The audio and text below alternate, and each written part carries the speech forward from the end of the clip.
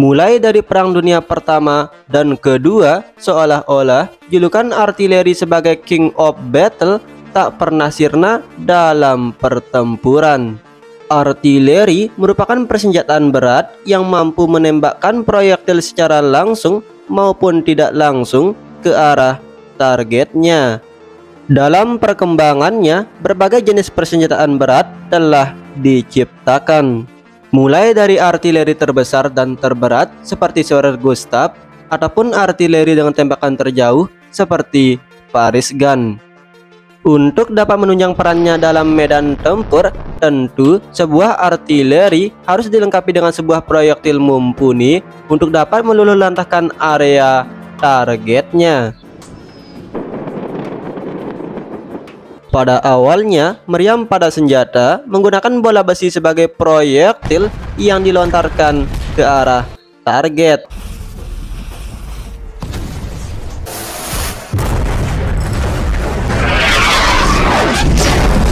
Seiring berjalannya waktu, peluru dengan bentuk bulat mulai ditinggalkan dan digantikan dengan peluru berbentuk silinder memanjang dengan tambahan ujung aerodinamis guna meningkatkan jangkauan tembak maupun kekuatan penetrasi.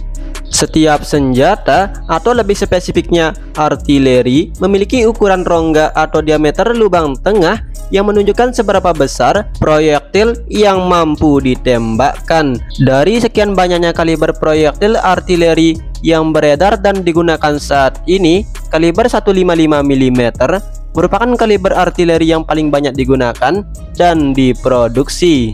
Kaliber ini menjadi standar organisasi NATO yang mewajibkan tiap anggotanya mempunyai sistem artileri 155 mm. Kaliber amunisi 155 mm merupakan kombinasi sulit bener. Lidah lu keselak bansos ya bang. Perasaan kontraknya cuman di video short lu penyatir. Oke, kita ulang lagi ya. Kaliber amunisi 155 mm merupakan kombinasi yang dinilai paling pas untuk sebuah persenjataan berat. Menurut analisis Research Foundation for the Defense Riambrop menyatakan, kaliber 155 mm merupakan keseimbangan yang pas antara kemampuan jangkauan tembak dan kekuatan ledakan. Ia mengatakan jika sebuah proyektil terlalu kecil, maka kekuatan ledakan tidak terlalu kuat dan target bertahan lebih lama. Bukannya lebih lama lebih enak ya bang? Sebaliknya, jika kaliber peluru terlalu besar, jangkauan tembaknya akan semakin berkurang dan dinilai kurang ekonomis. Maka dari itu, kaliber 155 mm merupakan kombinasi yang pas antara keduanya. Kaliber peluru 155 mm pertama kali digunakan oleh Perancis pada era Perang Dunia Pertama.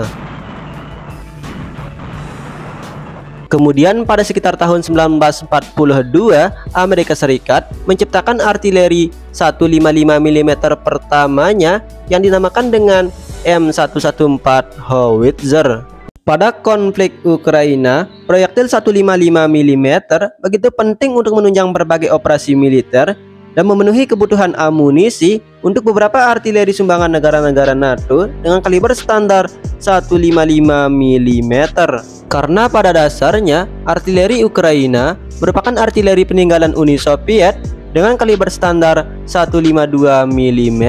Tragisnya, lagi-lagi artileri peninggalan Uni Soviet memerlukan proyektil 152 mm yang sebagian besar diproduksi oleh Rusia dan pendukungnya seperti Korea Utara dan tentunya China. Kan nggak mungkin Rusia nyumbang ke Ukraina. Sebagai penyumbang bantuan persenjataan terbesar pada konflik Ukraina, bukan nyumbang sih bang, tapi ngutang. Amerika Serikat tentu memiliki berbagai pabrikan produsen cangkang amunisi artileri 155 mm. Salah satu yang terbesar adalah pabrik amunisi Angkatan Darat Scranton di Pennsylvania serta fasilitas General Dynamic Ordnance and Tactical System. Pada pabrik ini setiap bulannya 11.000 proyektil diproduksi. Proyektil 155 mm berasal dari potongan baja silinder yang dinamakan dengan billet. Silinder baja ini kemudian dipotong menggunakan mesin robotik dengan panjang sekitar 35 cm.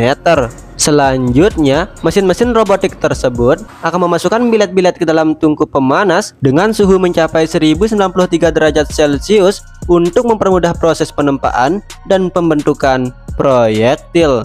Kemudian, potongan-potongan bilet yang masih panas dimasukkan ke dalam mesin hidrolik untuk membentuk cangkang peluru dan dilakukan pengepresan akhir dengan penambahan ujung aerodinamis. Pada tahap selanjutnya, proyektil dipanaskan kembali, lalu dilakukan proses penyepuhan ke dalam cairan khusus guna memberikan tingkat kekerasan atau hardener yang diinginkan. Untuk membuat ukuran proyektil sepresisi mungkin, dilakukan beberapa kali proses pemolesan dan pembubutan, serta pemberian lapisan cat atau coating untuk mencegah terjadinya karatan. Bukannya silikat ya bang? Itu mah kaleng kerupuk. Seluruh proses pengerjaan di atas memerlukan waktu pengerjaan selama 3 hari. Setelah jadi, proyektil-proyektil artileri ini dipindahkan ke pabrik TNT untuk mengisi bahan peledak dan siap dikirim ke medan pertempuran.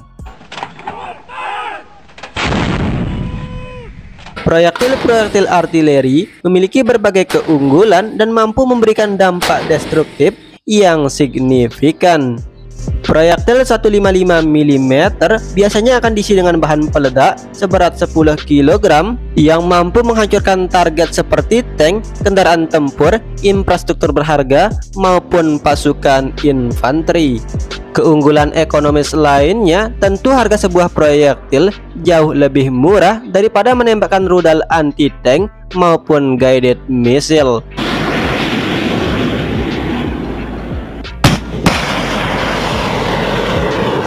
Sebagai contoh, sebuah peluru artileri M795 dibanderol dengan harga $800 per unitnya. Harga tersebut jauh lebih murah daripada harus menembakkan ATACMS Javelin dengan harga per unit $78.000, ataupun yang lebih mahal seperti rudal jelajah Tomahawk yang bisa mencapai $2 juta per unitnya.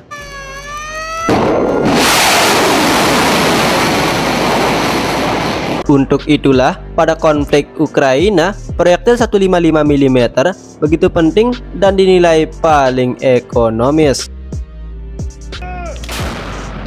Terima kasih sudah menonton video ini dan salam penyatir handal.